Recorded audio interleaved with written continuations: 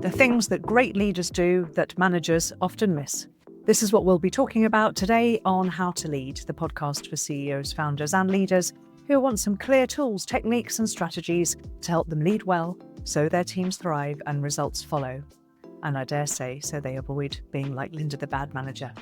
I'm Kate Waterfall-Hill, and I'll be sharing some ideas from over 30 years of working in business and leadership development.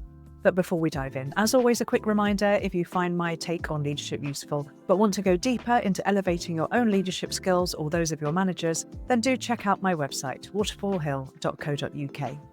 You'll get details of all my coaching services, including my online course, the How to Lead Digital Academy, the Leadership Accelerator Premium, my team workshops, and my one-to-one coaching programs. So let's kick off and see what Linda the Bad Manager, my alter ego on social media, has to say about the things great leaders do that managers often miss. Hi everyone, quick update from me. You may have noticed in the org chart that I'm no longer listed as line manager. No, don't breathe a sigh of relief. No, I'm now officially your people leader. What does that mean? Well, mainly that I've updated my LinkedIn profile and very inspirational, very modern, shows that I'm all about the people. Yeah, but don't panic. Nothing will actually change. I'll still be approving your holiday just one day before you're actually due to go, and I'll be monitoring your timesheets with military precision. Leadership, after all, is about attention to detail, is it not? Rachel's also told me now I'm a people leader that I need to care about your personal development. And I should be having development conversations. That sounds like a complete drag. So just wanted to ask you, are you all right? Are you thinking that you're developing quite nicely?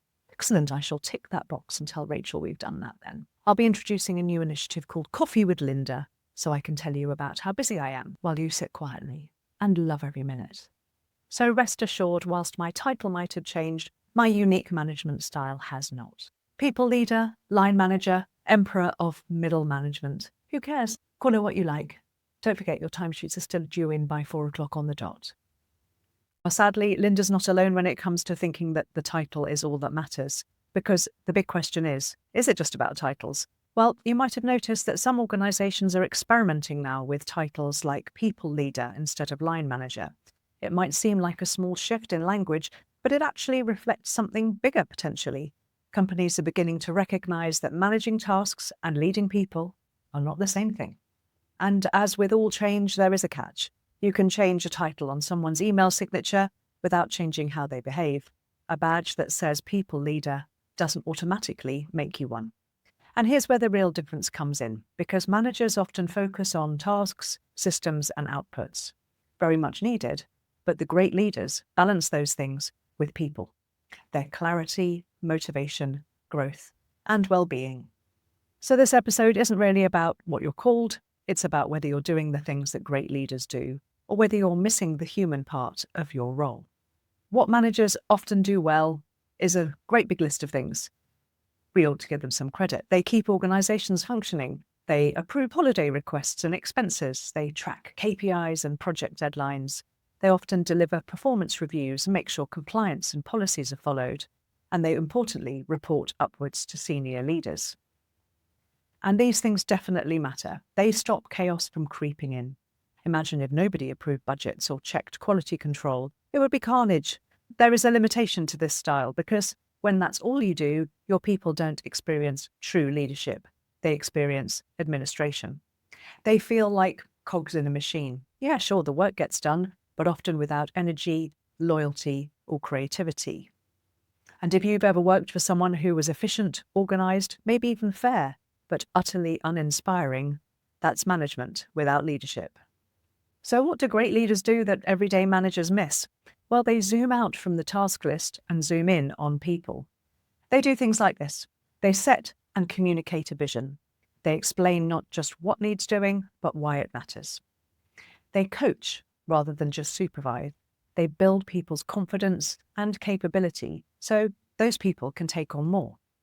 They also build trust through fairness, consistency, and honesty.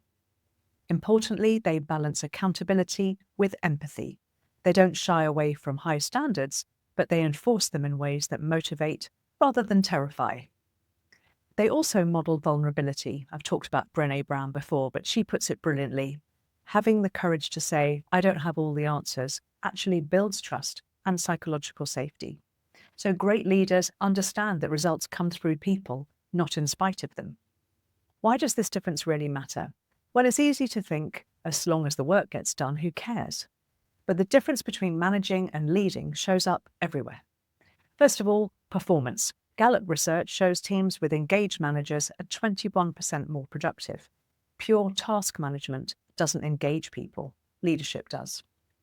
Also, staff retention. People don't leave companies, as they always say, people leave bad managers. But a leader who shows care and creates growth opportunities tends to keep talent. And then there's your culture. Your organizational values aren't defined by the posters on the wall, but by what people experience in real life from their direct manager. That's what real culture is. So talking about titles might sound like semantics, but behaviors aren't. They're the difference between short-term compliance and long-term commitment. I quite often see organizations accidentally creating managers who miss this leadership piece. It's a pattern I see quite frequently. Say you get a brilliant engineer promoted to engineering manager, a top salesperson promoted to sales manager. They excelled in their technical work, but now they're responsible for people. And that's a completely different job.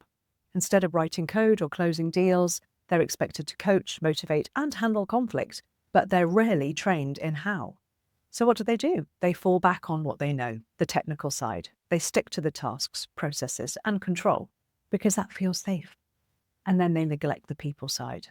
And that's how we end up with armies of accidental managers. I've talked about it before in a previous podcast, but they miss the leadership piece entirely. It's not their fault, it's just they don't get the training or support they need. So what does great leadership look like in practice? What does it look like when someone makes that shift? It's often not really dramatic, it's often quite simple. It's the consistent behaviours that build over time. 6 essentials I see again and again out of really good leaders are clarity. People need to know what success looks like, why it matters, and their role in it. Vagueness kills motivation. Secondly, care. Take a real interest in people's well-being and growth. Ask questions that show you see them as humans, not just job titles. Now, I know often people say to me, I just haven't got time to take an interest in people. But if you don't invest the time, then they'll never get better at their jobs. They'll never start problem solving. They'll never start taking initiative. So it's worth the investment early to build a good relationship and show a real interest. Be curious as well. This is the third point. Don't just jump in with the answer every time or criticize the other person's idea. Maybe ask, how would you solve this? Or, I'm curious, how did that come about? What was your train of thought when you came up with that idea? Even if you think it's a rubbish one, you might find out some really interesting information. And it also builds that ownership and trust I've been talking about. The next one is challenge. Great leaders don't shy away from high standards. They challenge, but they do it with encouragement instead of fear. And then the right kind of control, not micromanagement, but enough structure and autonomy so people can thrive without burning out. And then lastly, community. Heard me talk about this before. Fostering belonging. Teams that feel connected perform better. So those 6 points are clarity, care, curiosity. Talk about those every podcast, but also challenge, control, and community. So notice how none of these involve spreadsheets, forms, or timesheets. They're about how you show up with people. So what practical shifts can you make to go from manager to leader? How do you step out of the pure manager role and into leadership? Here are 5 shifts that make a huge difference.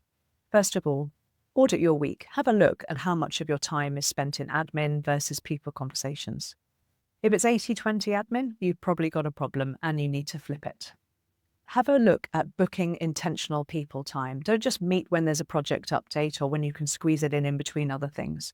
Actually schedule space to talk about growth, well-being, and ideas. And then a reminder to start with curiosity. Try opening one-to-ones with what's on your mind. You'll be amazed what surfaces. And then look for micro moments. Look for opportunities to give positive feedback, encouragement, a quick thank you. Leadership doesn't only happen in formal settings.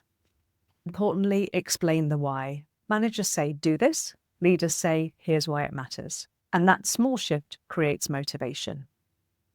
It's not about adding hours to your week. It's about using the ones you've got differently. A word about authority. One fear I hear a lot, and I've covered in another podcast, is if I focus too much on people, I'll lose authority. But actually, the opposite is true. Managers rely only on positional authority. Do it because I'm your boss. Leaders earn personal authority. I'll follow you because I respect you. And you don't need a title for that. One vanishes when the organisation chart changes, the other sticks. Which one do you want? So obviously there are times when you need to be both a manager and a leader. It doesn't mean ignoring management because you're taking a leadership stance. Someone has to balance the budgets, track the deadlines, and make sure compliance is followed. But the sweet spot is when you integrate the two. Manage the work and lead the people. Ensure compliance and build engagement. Tick the boxes and raise the energy. That's when teams really thrive. As with everything, there are common pitfalls which I'd encourage you to avoid because managers most often miss the leadership piece by doing these things. Over cheerleading, pretending everything is fine when it isn't. People see through it. Negativity bias, only focusing on what's wrong, drains energy fast. And then inconsistency, one day cheerful, the next day panicked. Teams can handle bad news. What they can't handle is unpredictability in their leader. Great leaders balance honesty and hope. They steady the ship. I'd encourage you to use humour wisely. A shared laugh, even a small one, is often a really good tension breaker. But just be mindful of who you've got in the room. The humour shouldn't be at anybody's expense. A final reflection, here's the real question. What would your team say if I asked them whether you were more of a manager or a leader? Do they see you ticking boxes or inspiring them? Do they experience supervision or growth? Do they feel like tasks to be managed or people to be developed? Now, if you don't like the answer, don't worry. Most managers were never trained in leadership. The good news is you can start today. Not only will your team members feel more motivated, but you'll feel calmer too. And that balance is what real leadership looks like. If you'd like more support on this, please do have a look at my website where you'll find all my services, waterfallhill.co.uk. That's all for today's episode of How to Lead, and until next time, if you want to be less like Linda and more like an inspirational leader, keep leading with care, curiosity, and clarity. If you've enjoyed this episode, please do follow for more leadership insights and spend a moment either liking, leaving a review, or sharing with your fellow leaders to help spread the word about the How to Lead podcast. It's really very much appreciated. The best leaders are clear on the vision, care about their people, and approach interactions with curiosity, not judgment. Until next time, be less like Linda and more like the inspirational leader you want to be.